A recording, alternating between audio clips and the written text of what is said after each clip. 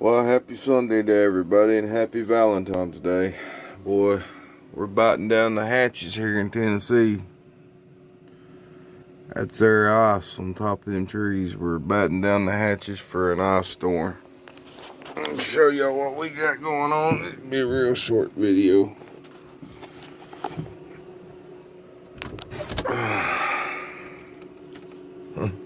That's all ice, guys.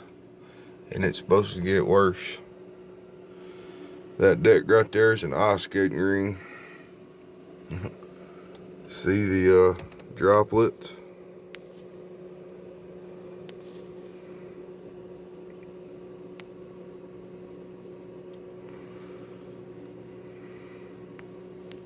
It's ice, man. Well, y'all have a good Valentine's Day. And we'll talk to y'all soon. Get some projects going. Like and subscribe. Follow this journey of redoing this boat with me. Y'all have a good afternoon and God bless.